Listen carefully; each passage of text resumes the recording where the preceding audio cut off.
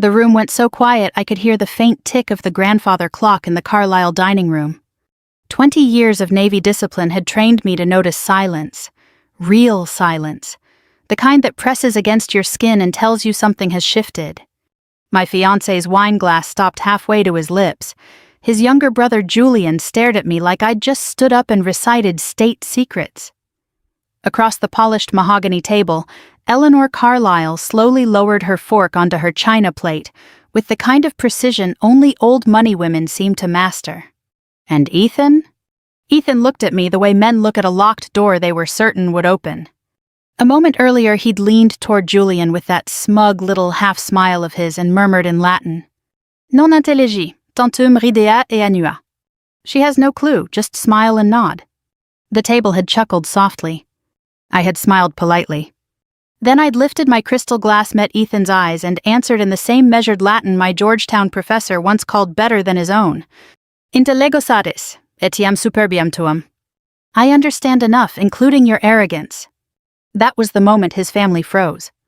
And that was the moment I finally understood I was not going to marry Ethan Carlisle. 3 hours earlier I had believed I was driving toward my future. The late October sun had cast long amber streaks across Route 50 as I headed toward Annapolis, the Chesapeake flashing silver through the trees. Maryland always looked dignified in autumn, like it understood its own history. Ethan had texted twice while I drove. "Mom's gone overboard as usual. Just smile and survive." Then, "Don't let Julian bait you. He thinks he's Cicero reincarnated." I smiled at that. At the time I thought it was affectionate. I should have known better. Ethan and I had been engaged for 6 months. We'd met 3 years earlier at a policy conference in Arlington, where I'd been speaking on strategic intelligence reform, and he'd been moderating a panel on constitutional litigation. He was handsome in the polished Georgetown way, tailored suits, expensive watches, that dark blonde hair, always just imperfect enough to look accidental. He had a quick wit and the kind of confidence that made people assume depth. At 45, he'd never married. His friends described him as discerning. When we met, he told people I was the most fascinating woman he'd ever known. I believed him. That was my mistake. I'm Claire Bennett, 42, retired Navy intelligence officer now teaching strategic military history at St. John's College in Annapolis. Officially, I spent 19 years specializing in linguistic analysis and operational coordination. Unofficially, there are things I still can't discuss. People hear Navy intelligence and imagine fluorescent offices and secure conference calls. Sometimes that was true. Sometimes it wasn't. What mattered was this: the work taught me to read people the way other women read novels. And somehow with Ethan I'd missed the ending. The Carlisle estate sat on 17 waterfront acres just outside town. White columns, perfect hedges, gravel driveway that whispered beneath your tires. The kind of house designed to remind visitors they were guests. I parked beside Ethan's silver Mercedes and checked my reflection in the mirror. Simple navy sheath dress, pearl earrings, hair pinned neatly back. Composed. The woman looking back at me had survived Kabul, Brussels, and 3 weeks in a Romanian safe house during a diplomatic breach. Surely she could survive dinner with future in-laws. Ethan opened the front door before I reached it. "There she is," he said, kissing my cheek. He smelled like cedar and old bourbon. "You look tense." "I'm fine." He studied me for half a second. "You know, my mother can smell anxiety." I laughed softly. "Good thing I don't have any." He smiled, but it didn't quite reach his eyes. Inside the house glowed with old money warmth. Oil paintings, brass sconces, Persian rugs softened by generations of footsteps. Everything immaculate. Everything careful. Eleanor Carlisle greeted me with cool elegance. "Claire, lovely dress." "Not you look lovely." The dress did. Richard Carlisle appeared moments later, broad-shouldered despite his 74 years. His handshake was warm, direct. "Good to see you again, Claire." He was the only member of Ethan's family who ever looked people fully in the eye. Then came Julian. 40, smug, recently divorced, and still somehow convinced prep school rowing victories counted as adult accomplishments. "Well," he said, kissing the air near my cheek, "our mystery woman returns." I smiled. Still mysterious after all this time. Some women improve with ambiguity. Ethan chuckled. Everyone chuckled. I smiled politely. That phrase would come to define the evening. Cocktails were served in the library. Julian and Ethan drifted naturally into Latin, tossing phrases back and forth like tennis volleys. It didn't surprise me. Elite East Coast boys often collect dead languages the way Texans collect hunting rifles. Display pieces. Julian quoted Horace badly. Ethan corrected him. I said nothing. At one point, Richard glanced at me curiously, but I only smiled. Let them perform. Dinner was served at 8 sharp. The dining room overlooked the bay moonlight silvering the black water beyond tall windows. Eleanor had seated me between Ethan and Richard. Conversation stayed pleasantly shallow: politics, university funding, local preservation projects. Then Julian mentioned classical education. Ethan smirked.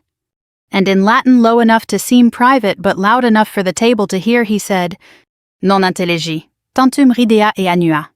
Soft laughter followed. I turned my wineglass slowly between my fingers. For one strange second, I saw my 20-year-old self in a Georgetown lecture hall, Professor Moretti pacing before us, insisting that language was never about words. It was about power. Who assumes understanding? Who withholds it? Who reveals it? So I lifted my eyes to Ethan and answered, Intellego satis, etiam superbium tuam. The silence that followed was exquisite. And in Ethan's face I saw something crack. Not embarrassment. Recognition. For the first time since we met, he realized he had no idea who I really was. The silence lasted only a few seconds. But in families like the Carlyles, where every pause carried generations of practiced meaning, a few seconds could feel like a verdict. Ethan recovered first. He laughed. Too quickly. Too brightly. Well, he said, clearing his throat, that's one way to make an impression. No one joined him. Julian's face had gone oddly pale beneath his summer tan. His mouth opened slightly, then closed again as though he'd forgotten what expression he meant to wear. Across the table, Eleanor Carlyle sat unnaturally still, one elegant hand resting against the stem of her wineglass. Her blue eyes had sharpened with sudden interest. And Richard? Richard Carlyle was studying me the way intelligence officers study satellite photos after receiving unexpected confirmation. Quietly. Carefully. Reassessing everything. Then in measured formal Latin he asked, Ubi didicisti? Where did you learn? The question was flawless. Not the ornamental Latin of prep school men performing sophistication over cocktails, not memorized fragments dusted off to impress dinner guests. This was living academic Latin, precise and economical. For the first time all evening I felt genuine curiosity. I answered without hesitation. Apud Georgetownensem universitatem, sed amor linguae multo antequepit. At Georgetown University, but my love for the language began long before. Richard inclined his head. Approval flickered in his eyes. Julian shifted in his chair. Dad, really? Richard ignored him. Still in Latin, he asked, and before Georgetown. I smiled. Akron Public Schools, a stubborn librarian and a second-hand copy of Cicero. That got his attention. Not because Akron was impressive. Because it wasn't. Old families like the Carlyles understand pedigree, they rarely understand effort. For the first time that evening, Richard smiled. A self-made classicist. I answered with a line from Cicero itself. Nescire autem quid antequam natus sis accideritid est semper esse puerum. To be ignorant of what came before your birth is to remain forever a child. A small sound escaped Eleanor. Not laughter. Recognition. She knew enough Latin to understand what had just happened. And more importantly, she understood that I had won. Not cruelly. Not theatrically. Simply by being exactly who I had always been. The rest of dinner stumbled forward on uncertain legs. English returned to the table, but awkwardly now, like guests arriving late to a gathering already changed. Julian withdrew into sullen silence. Eleanor redirected conversation toward neutral territory, charitable boards, local politics, the upcoming Naval Academy Gala. Ethan became aggressively charming. He laughed too much, refilled glasses, too often interrupted people mid-sentence. To anyone who didn't know him well, he would have seemed perfectly at ease. But I knew Ethan, and I could see panic behind the polish. He kept glancing at me, searching for something. Anger, maybe? Vindication. A sign I intended to humiliate him further. Instead, I remained calm. That unsettled him most of all. Because Ethan had always believed emotional control was his gift. He had never realized mine ran deeper. As dessert arrived, a pecan tart Eleanor insisted came from a bakery in Georgetown. Despite tasting suspiciously homemade, I found myself drifting backward through memory. Back to Ohio. To winter. To the little brick library on Maple Avenue where Mrs. Callahan had first placed a worn Latin primer in my hands. I was 14 and hungry for somewhere else. Not physically hungry, though there'd been years when money was tight enough for that, too. Hungry in the way bright children often are when they grow up in places too small for their questions. My father worked maintenance at Goodyear. My mother taught 3rd grade. Good people, honest people. But they lived practical lives, and practical lives have little use for dead languages. Mrs. Callahan had noticed me lingering near the classics shelf after school. "You look like a girl who wants answers," she'd said. Then she handed me Cicero. That was all it took. Language became escape first. Then discipline. Then identity. At Georgetown, professors assumed I came from old East Coast schools because my Latin was stronger than theirs. I never corrected them unless necessary. People reveal themselves through assumptions. That lesson later served me well in naval intelligence. And eventually it brought me to Ethan.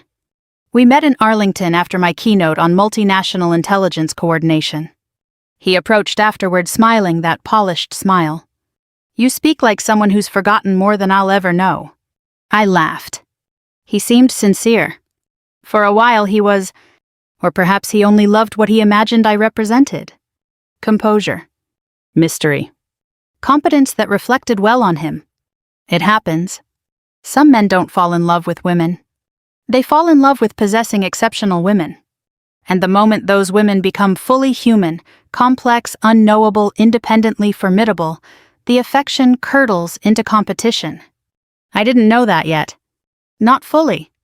But some part of me was beginning to understand. After dessert, Eleanor suggested coffee in the library. The room shifted there with visible relief. Safe ground. Bookshelves, leather chairs inherited authority. The Carlyles understood libraries better than dining tables after social defeat. As we settled near the fire, Richard approached me quietly. "Walk with me a moment."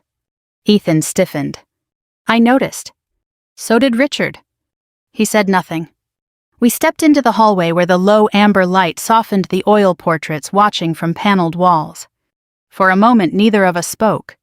Then Richard said, "You spent time in government service." Not a question.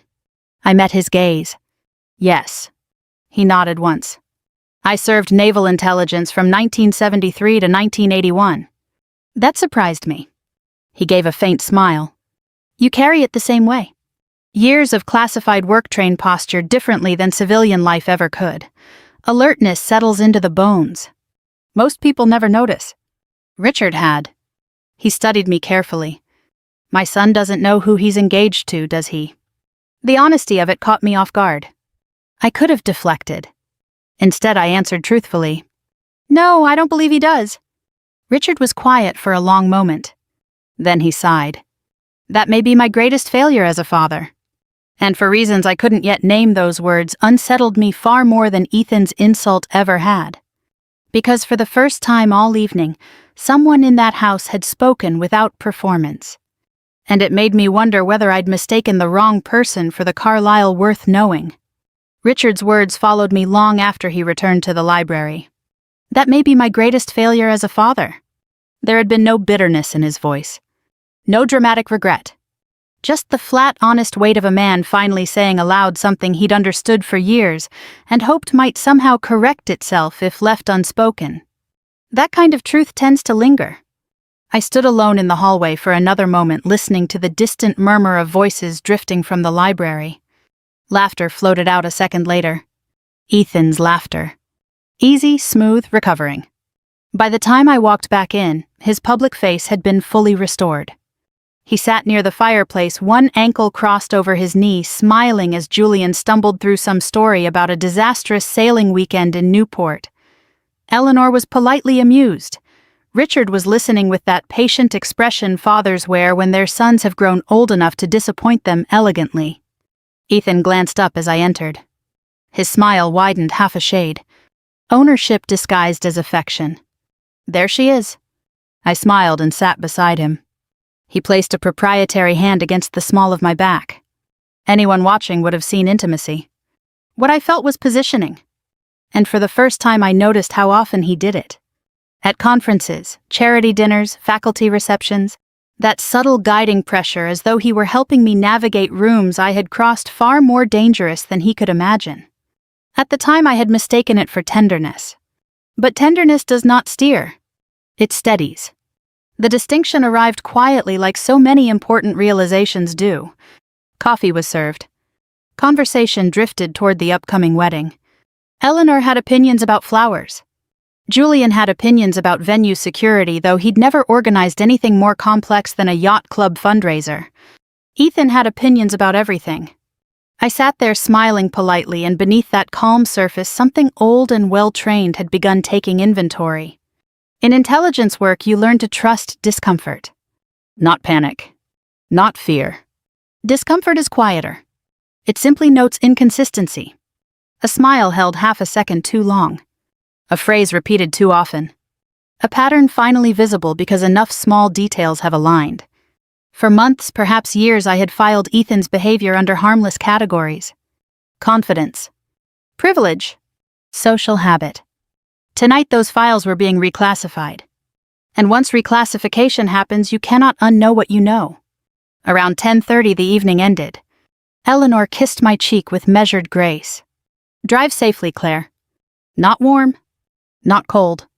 But different. Something had shifted. Julian avoided eye contact altogether. Richard shook my hand and held it briefly. A soldier's handshake. Respect offered without display. Then Ethan walked me to my car beneath the sharp autumn stars. The gravel crunched under our shoes. The bay beyond the trees was black and still. For a moment neither of us spoke. Then he gave a short laugh. Well, that was dramatic. I turned to face him. The porch light cast hard lines across his face, sharpening him into someone I suddenly realized I had never fully seen. Was it? Oh, come on, Claire. He smiled, but tension pinched the edges of it. You blindsided everyone. I answered a sentence spoken about me at my own dinner table. His expression tightened. It was a joke. Was it? That irritated him. Not the question itself, the calmness with which I asked it. Ethan had always done well against visible emotion. Anger he could charm, tears he could soothe, frustration he could out-argue. Stillness unsettled him. It was family teasing, he said. You know how people are. No, I said quietly. I know how your family is. His jaw flexed. There it was. The first crack. He stepped closer, lowering his voice as though intimacy could disguise control. You embarrassed me tonight. I let that settle between us. Not, I'm sorry if I hurt you. Not, I didn't realize that would upset you. Not even we embarrassed each other. Just, you embarrassed me. At last the truth standing in plain sight. I felt no anger. Only clarity. That seems to be the part upsetting you most. His eyes hardened. You're being sensitive. I almost smiled. There are certain phrases men use when they feel power slipping. You're overreacting. You misunderstood. You're too emotional. They're all variations of the same plea. Please return to the smaller version of yourself I was comfortable with. Years earlier in Brussels, a senior NATO liaison had tried something similar after underestimating my operational recommendations. He'd dismissed my analysis as perhaps overly intuitive. 3 weeks later, my assessment prevented a catastrophic intelligence leak. He apologized in private. Not because he'd changed. Because reality had cornered him. Ethan wasn't there yet. Maybe he never would be. I'm tired, I said. His expression softened instantly, relief flooding in. He thought retreat meant surrender. He kissed my forehead. That's all this is, long week, too much tension. I nodded once. Good night, Ethan. He smiled, reassured. See you Wednesday. Of course.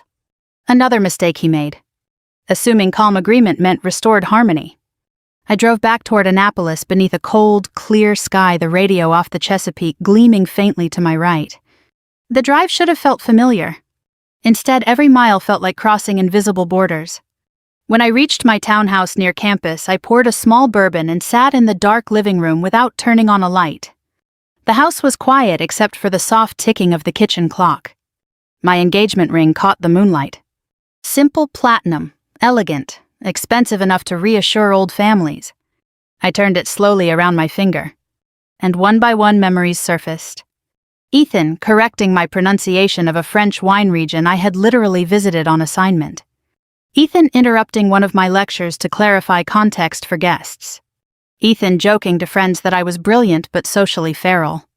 Each moment small enough to dismiss, together unmistakable. The pattern was complete. And once a pattern completes, action follows. I removed the ring, held it in my palm, then slipped it into my purse. Not dramatically, not tearfully. Simply as one files a report after reaching unavoidable conclusions. I slept deeply that night, the kind of sleep that comes only after certainty. And when I woke before dawn, I already knew my future had changed. I just hadn't yet decided how to tell Ethan. The strange thing about certainty is how peaceful it feels. People imagine the end of an engagement as slammed doors, raised voices, shattered glasses, and dramatic midnight declarations. But real endings, especially the important ones, usually arrive quietly. They settle into the room and wait for you to notice them. The week after dinner at the Carlisle estate unfolded with almost insulting normalcy. I taught my classes at St. John's. I graded midterm essays on Clausewitz and strategic restraint. I met colleagues for coffee. I walked the old brick paths beneath the yellowing sycamores and listened to the bells from the chapel tower drift over campus like memory itself. And every morning I woke with the same calm knowledge. I was not going to marry Ethan Carlisle. I still hadn't told him. That wasn't hesitation. It was timing. Years in intelligence work teach patience. You don't act because emotion demands it. You act when conditions are right. And conditions, as it happened, were about to become ideal. Wednesday evening, Ethan called. His voice was bright, polished, affectionate. Good news.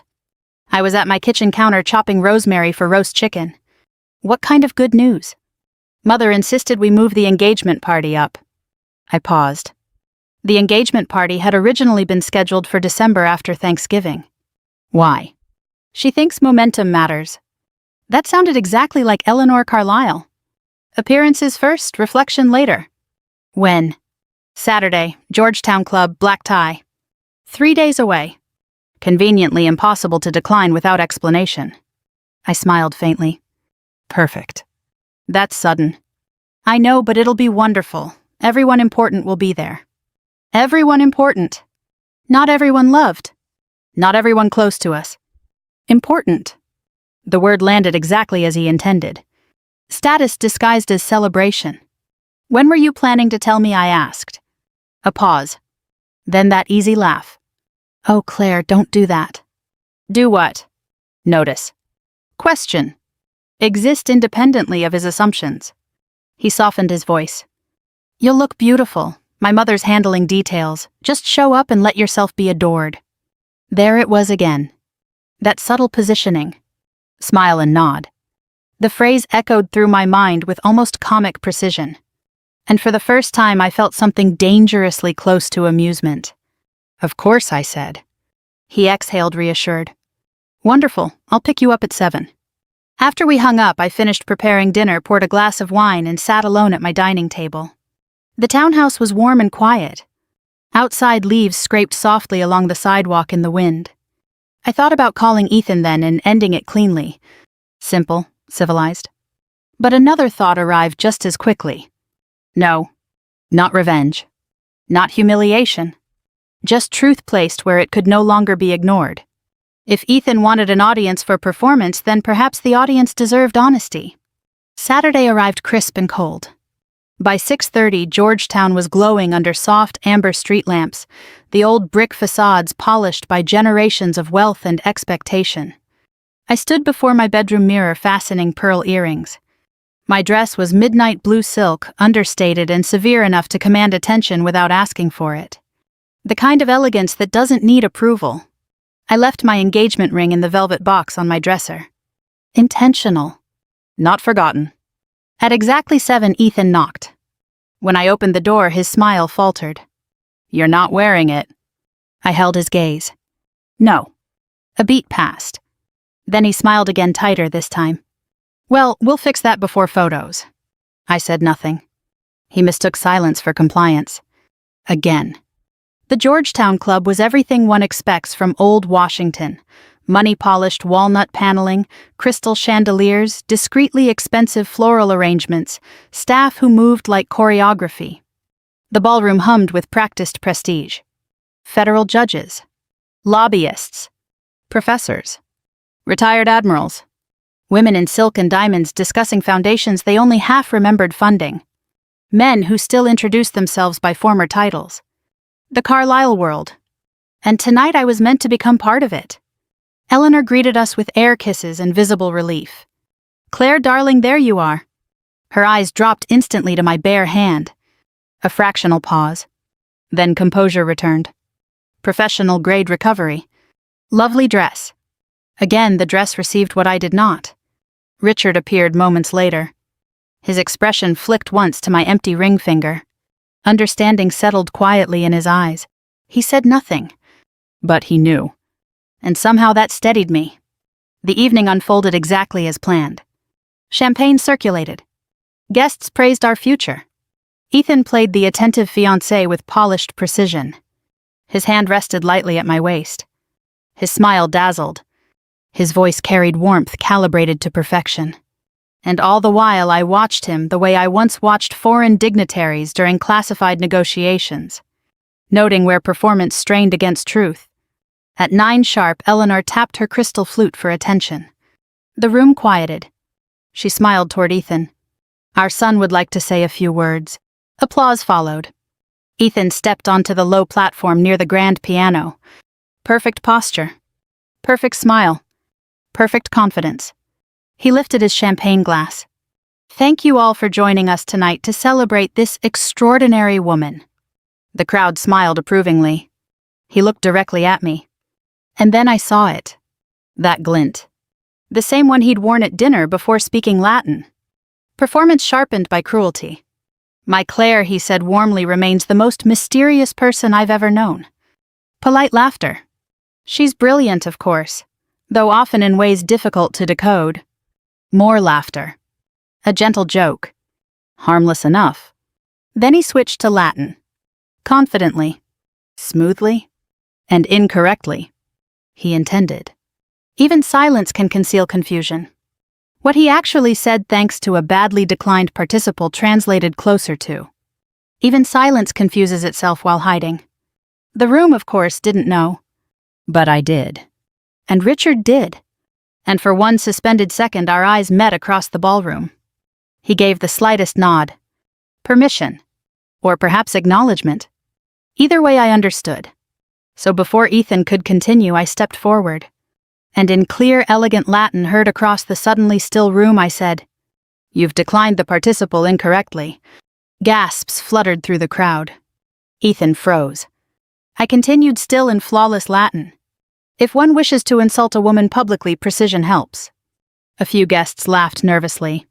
Then Richard laughed outright. The sound cracked the room open. And Ethan's perfect evening began to collapse. For half a second after Richard laughed, no one else moved. It was the kind of moment Washington society secretly lives for. Not charity galas. Not policy dinners. Not elegant speeches about duty and service.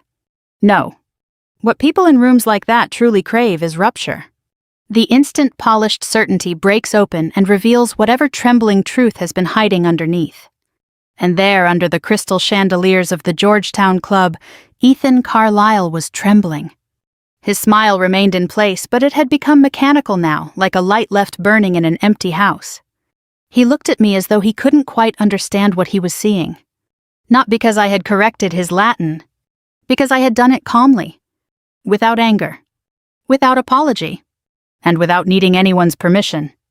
The crowd shifted uneasily, their instincts splitting in 2 directions. One half wanted to pretend nothing unusual had happened. The other half wanted front-row seats. Washington is full of cowards and spectators. Often the same people. Ethan recovered quickly, too quickly. That had always been his gift. He laughed and spread his hands. Well, he said, his voice smooth but brittle at the edges. There you have it. Proof I should never attempt classics in front of Claire. Scattered laughter answered. The room was offering him escape. A lesser humiliation. A chance to reframe this as charming banter. For a brief moment I considered letting him have it. Ending things quietly afterward. No scene. No public reckoning. That would have been easier. Kinder, perhaps. Then he looked directly at me and said, "That's what makes her so fascinating. Brilliant, inscrutable. Occasionally difficult to keep up with socially, but intellectually impossible to fault." More laughter. Soft. Encouraging. And there it was. The same move he had always made. Dressed down cruelty as sophistication. Mockery wrapped in polished affection. Invite the room to smile along. I realized then that if I walked away quietly, he would spend the rest of his life telling this story as evidence of my coldness, my mystery, my impossible standards. And people would believe him. Not because he was right, because he was practiced. So I smiled, and stepped fully onto the platform beside him. The room stilled again. Ethan's expression flickered. Just briefly. He hadn't expected movement. I took the microphone gently from his hand. He let go because refusing would have looked absurd. Then I turned to the crowd. Nearly 200 faces watched beneath warm chandelier light. Judges. Professors. Old family friends. Military officers. The kind of Americans who had spent their lives believing dignity meant never raising one's voice. Good. So had I. My fiancé is right about one thing, I said. My voice carried evenly through the ballroom. I am difficult to decode. A ripple of polite laughter. I smiled faintly. That happens when someone spends 19 years in naval intelligence. The laughter stopped. A murmur moved through the room. I saw several retired officers straighten instinctively. Until that moment, Ethan had never told most of them what I had done. He had always described my career vaguely. Government consulting. Strategic analysis. Academic work. Things that sounded impressive but abstract. Nothing that might require him to share the spotlight. I continued. My work required discretion, precision, listening carefully enough to hear what people reveal when they assume you cannot understand them. Now no one moved at all. Across the room, Richard Carlyle stood perfectly still. Not surprised. Proud. And for reasons I would only understand later that mattered. I turned toward Ethan. He had gone pale. There was no anger in his face now. Only fear. Not fear of me. Fear of exposure. The fear all carefully constructed men carry. The terror that one day someone will speak plainly. So I did. When Ethan and I first met, I admired his intelligence, his confidence, his ambition. My eyes stayed on his. I thought those qualities reflected character. Silence. His throat moved. He knew what was coming. But there are moments when consequence arrives too late to negotiate with. Instead, I said gently, I've learned confidence without humility becomes contempt. Intelligence without kindness becomes performance. No one breathed. Even the waitstaff had stopped moving. I reached into my evening clutch, removed the platinum ring, held it between my fingers. A small object. A heavy truth. Ethan whispered Claire. Not loud enough for the room. Just for me. A plea. But not the right one. Not I'm sorry. Not I understand. Only, please don't.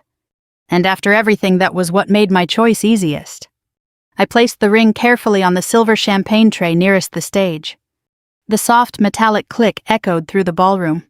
Then I looked at him one final time. You once told your brother I should smile and nod. His face drained of all color. A visible tremor passed through him.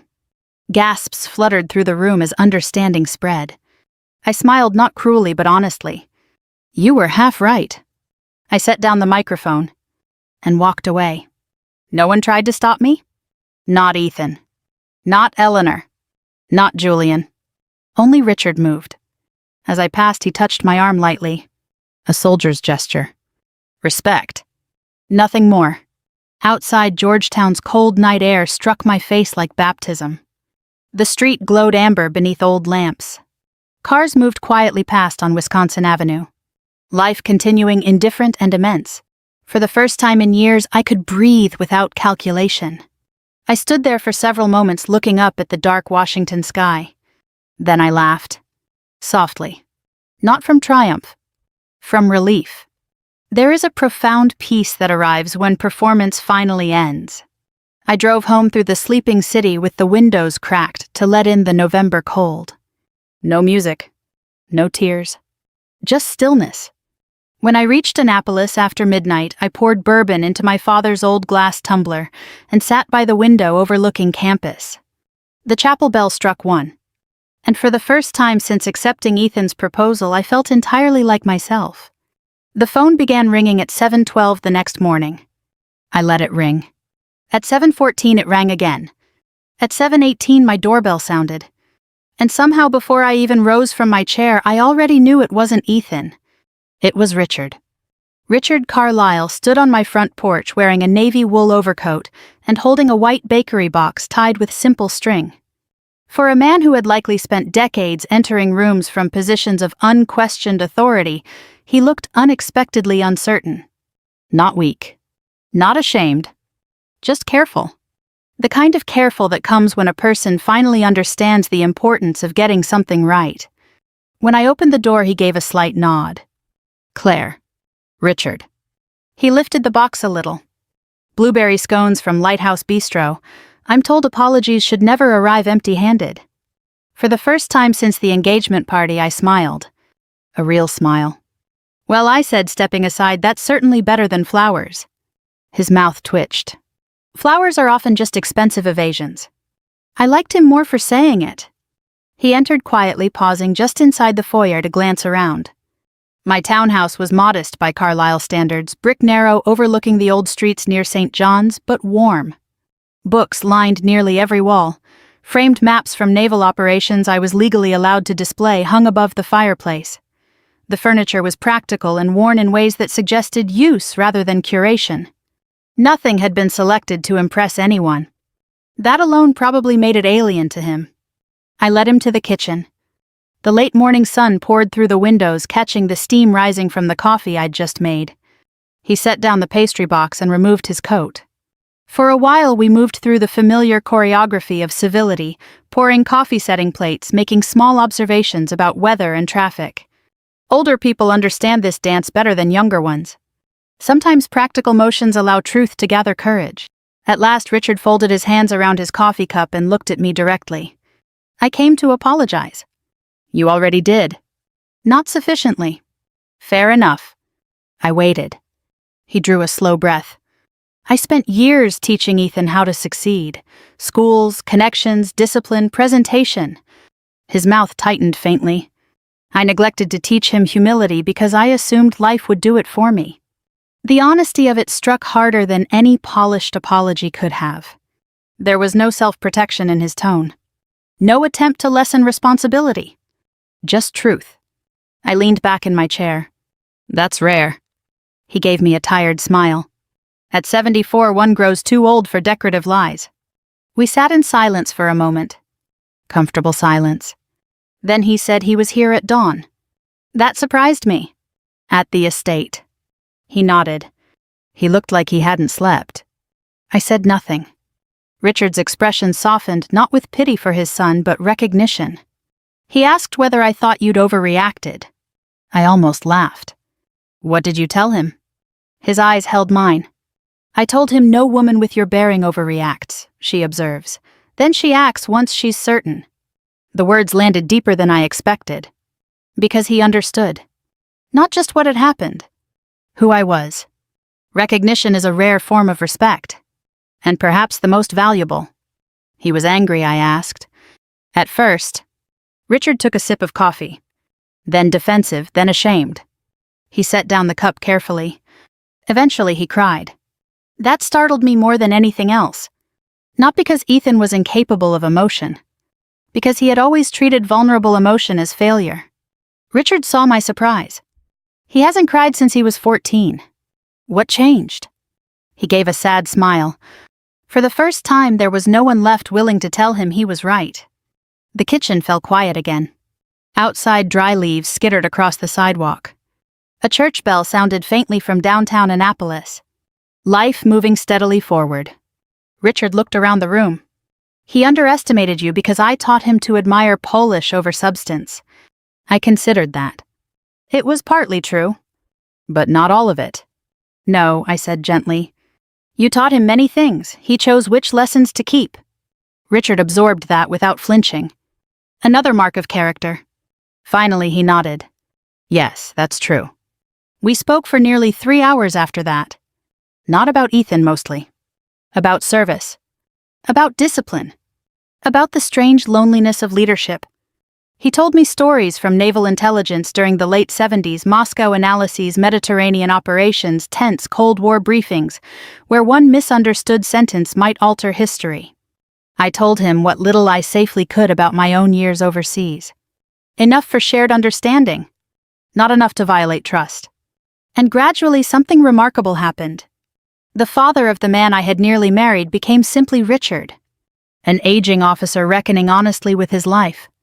By noon, the sunlight had shifted pale and cool across the kitchen tiles. He stood to leave. At the door, he hesitated. Then he said quietly, "For what it's worth, Claire, I would have been proud to call you family." The words caught me off guard. Because they held no manipulation. No implied regret. Only truth offered too late for use, but still worth saying. I smiled. That means more than you know. He nodded once. Then he left. For several moments after the door closed, I stood there in the stillness he left behind. Not grieving. Not relieved. Simply thoughtful. Some endings leave bitterness. This one had left understanding.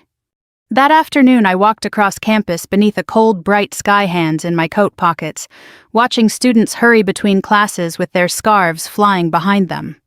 The world felt sharper somehow. Cleaner. As though some long-fogged window had finally cleared. And then as I turned onto King George Street, I saw Ethan standing beside my car. Waiting. No polished smile. No tailored confidence. Just a tired man in yesterday's suit staring down at fallen leaves gathering near the curb. He looked up when he heard my footsteps. And in that single glance, I knew this would be the first honest conversation we had ever had. Ethan looked older than he had 3 days earlier. Not dramatically older. Not gray-haired overnight or hollowed by some theatrical collapse. Just worn in the way people look when certainty has finally abandoned them. His tie was gone. His collar stood open and slightly wrinkled. There were dark half-moons beneath his eyes, and for once his hair was not carefully arranged into that studied imperfection he'd spent years mastering. He looked, I realized, like a man who had stopped rehearsing. For reasons I couldn't entirely explain, that made what followed easier. He gave a small nod. Claire. Ethan. Neither of us moved closer. Students passed behind us, laughing softly, backpacks slung over their shoulders, wrapped in scarves against the cold. Somewhere across campus, chapel bells marked the quarter hour. Ordinary life moving around extraordinary endings. It felt right. He glanced down for a moment, then back up. My father was here this morning. He told me. Ethan gave a humorless laugh. I imagine he was kinder to you than he was to me. I said nothing. He looked at the brick sidewalk between us. He said, I've spent my whole life confusing admiration with love. The honesty of that surprised me. Not because it wasn't true. Because Ethan was saying it aloud. There was no audience here. No social leverage to recover. No polished crowd to perform for. Just two people standing under a cold Annapolis sky finally speaking plainly. That must have been difficult to hear, I said. He smiled faintly. It was worse hearing that he was right. We stood in silence for a moment. Then he looked at me fully. Not appraising. Not persuading. Simply looking. And for the first time since I'd known him, I saw no calculation there. Only exhaustion. And grief. Not grief for losing status or appearances or the spectacle of a failed engagement. Real grief. The kind that comes when illusion dies and leaves truth standing in its place. I loved you, he said quietly. It would have been easy to reject that. To tell him he'd loved the idea of me. To correct him. To win. But age teaches something younger people rarely understand. Truth is often layered. And people can love badly while still loving sincerely. I know, I said. His shoulders loosened slightly, as if some hidden tension had finally found permission to release. Then he asked the question I think he had come there dreading most. When did you know? The answer arrived easily. At your parents' dinner. He nodded once unsurprised. The Latin. Yes. He swallowed. I've replayed that moment all weekend. The wind stirred dry leaves around our shoes. His voice dropped lower. When you answered me, I realized I'd never once asked who you really were before me. There it was. The heart of it. Not cruelty exactly. Neglect. A subtler failure and in many ways a sadder one. He had loved the Claire who fit neatly into his world. The composed woman beside him at events. The elegant professor who reflected well on him. The mystery he could display. He had never paused long enough to meet the full person standing inside all that quietness. And because he had not looked deeply, he had mistaken depth for emptiness. I'm sorry, he said. No polish. No cleverness. Just 2 words offered plainly. And because they were real, I believed them. Thank you. His eyes searched mine. Not for rescue. For understanding. I thought confidence meant always being the smartest person in the room. I smiled faintly. That's insecurity wearing expensive tailoring. A soft laugh escaped him. Real this time. He shook his head. You always did speak like a classified report. That's years of government service. That earned another quiet laugh. Then his expression gentled. You frightened me, Claire. The admission startled us both. He saw it and continued. Not because of your intelligence, because you never needed anything from me. There was the final truth. At last fully visible. So many people build relationships on negotiated dependency. Need becomes reassurance. Control becomes intimacy. But I had never needed Ethan to complete me, validate me, or steady me. I had wanted him. And to someone insecure enough, wanting can feel terrifyingly fragile compared to need. You could have walked away at any moment, he said. Yes. And I hated knowing that. I nodded. I know. He looked toward the chapel spire rising pale against the November sky. Then he said very softly, You were the first person I couldn't impress into loving me. There was no self-pity in it. Only discovery. And because I understood what it had cost him to say that, I answered honestly. You never needed to impress me, Ethan. He closed his eyes briefly. A long breath left him. When he opened them again, something had changed. Acceptance. Not peace, not yet. But the first step toward it. He reached into his coat pocket and withdrew a small velvet box. My engagement ring. He held it out. For a second, neither of us moved. Then I shook my head. Keep it. He looked surprised. Why? Because someday when this hurts less, it may remind you of something worth learning. He studied me, then nodded slowly and slipped it back into his pocket. No argument. No performance. Just understanding. At last. We stood there another moment, 2 people sharing the strange tenderness that sometimes survives where romance cannot. Then Ethan gave a small smile. Goodbye, Claire. Goodbye, Ethan.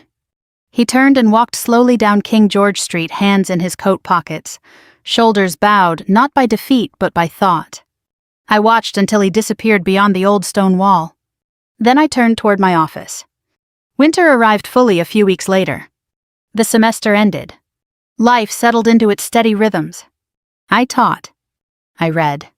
I walked the harbor at dusk beneath bare trees and sharp salt air. And on Christmas Eve, a package arrived at my front door. No return address, but I knew immediately who had sent it. Inside was an old leather-bound Latin text, its pages softened by decades of use. Richard's naval annotations filled the margins in neat blue ink. Tucked inside the cover was a single handwritten note. To someone who understood silence better than any of us. I stood very still for a long time. Then I smiled. The next morning I carried the book to campus for my winter seminar. A student stumbled over a translation from Cicero and frowned at the page. I leaned down gently and corrected him. Outside the classroom window, snow drifted softly across the old brick paths of Annapolis. Quiet. Patient. Falling without hurry. And standing there surrounded by young voices learning old truths, I thought about all the ways life humbles us into becoming ourselves. Sometimes through loss. Sometimes through love. Sometimes through a single sentence spoken carelessly across a dinner table.